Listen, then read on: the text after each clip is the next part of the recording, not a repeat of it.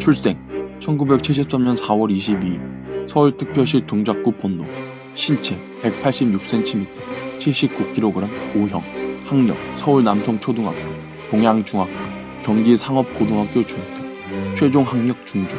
데뷔 1994년 영화 구미호. 자칭 타칭 대한민국 최고 미남 배우들 중에 하나입니다. 그가 출연한 영화들 중에는 성공한 것도 많고 대중들에게 잘 알려진 영화들도 많습니다. 그러나 객관적인 통계로 봤을 때 그의 흥행 성적은 대중들에게 알려진 그의 이름값과는 다르게 데뷔 이래 2018년까지의 기준으로 단편 영화, 특별 출연, 연출 등을 제외한 손익분기점으로 성공과 실패를 가늠할 수 있는 수치로 봤을 때는 25개의 영화 중 단 10개만이 성공했습니다. 흥행 성공률 40%. 정우성이라는 이름값에 좀 거품이 많이 껴있다는 이야기입니다.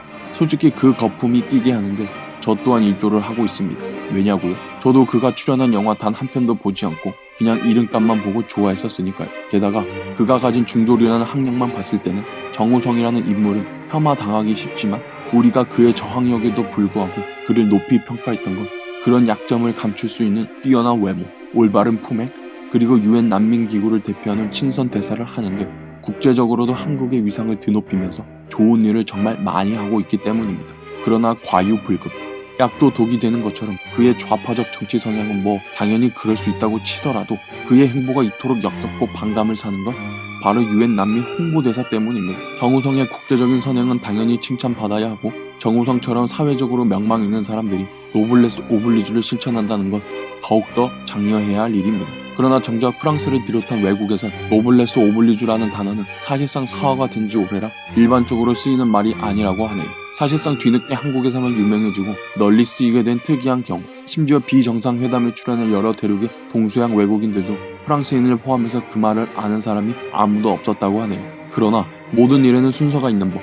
정우성의 난민 옹호는 순서가 틀렸기 때문에 안 된다는 것입니다. 난민은 이제 단순히 인류 보편적 호혜성 차원에서 볼 일이 아니라 국가 안보 차원으로 넘어갔기 때문에 그의 이런 난민 옹호 일변도 행보는 용납이 될 수 없는 일입니다. 이미 우리는 유럽 난민 사태에서도 알 수 있듯이 인류 보편적 인권이라는 미명하에서 별다른 필터링 장치도 없이 대규모의 난민을 받아들였던 많은 유럽 국가들이 난민들이 벌이는 범죄 때문에 골머리를 썩이고 있습니다. 130여 명의 사망자를 낸 2015년 11월 파리 테러, 총 8명의 범인 중 2명이 무장단체 대원인데 난민 신분으로 입국한 것으로 확인. 2016년 유럽 난민 성폭행 사건, 독일 쾰른에서 약 1000여 명의 중도, 북아프리카 출신 난민 신청자들이 행인 등을 대상으로 성폭력, 강도, 절도, 폭행 등의 범죄를 자해. 파리, 런던 같은 유럽 강대국의 대도시뿐만 아니라 2017년 8월에는 핀란드의 투르크 같은 소도시에서의 난민에 의한 무차별 테러 등 난민들이 벌이는 무차별적이고 잔혹한 범죄는 단순히 개인의 일탈로 치부할 수 없는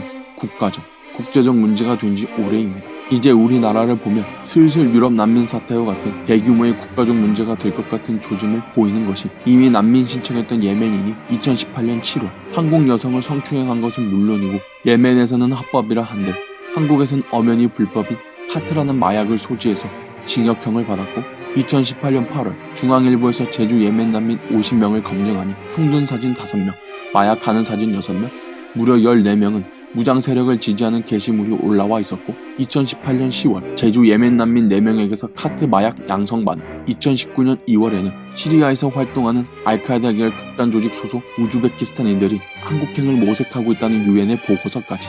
게다가 멜팅팟, 이민자, 난민들의 나라인 미국은 이런 사람들을 거의 무차별적으로 받아들인 결과 미시간주 디어본이라는 도시는 사실상 무슬림 이민자, 난민에 의해 점령당하듯이 도시 하나가 이슬람의 나라가 되어버리며 인종 갈등, 종교 갈등 등 여러 복잡한 문제가 나타나고 있습니다.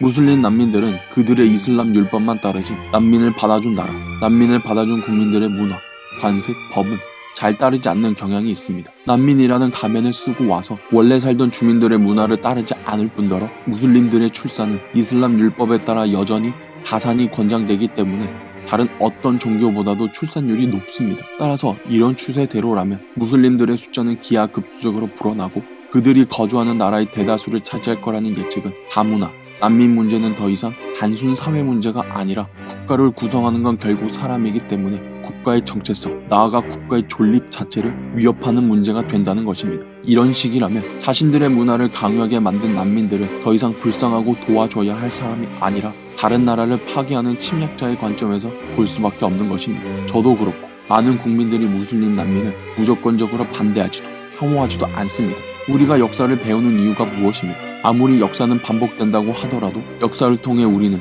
누군가 저질렀던 실수를, 같은 실수를 반복하지 않기 위해서 아닙니까? 그런데 몇백 년 전의 역사도 아니고 몇십 년 전의 역사도 아니고 불과 수년, 수개월 전의 역사도 무시하고 무조건적으로 난민을 옹호하고 이제는 난민을 반대하는 상식적인 대한민국 국민들을 마치 계도의 대상으로 바라보는 중졸 미필 이상한 배우 정우성. 당신은 대한민국 사람입니까? 대한민국이라는 나라가 없었다면 당신은 유엔 난민 친선 대사도, 대한민국 최고 배우도, 지금 당신이 가지고 있는 부와 지위도 가질 수 없었습니다.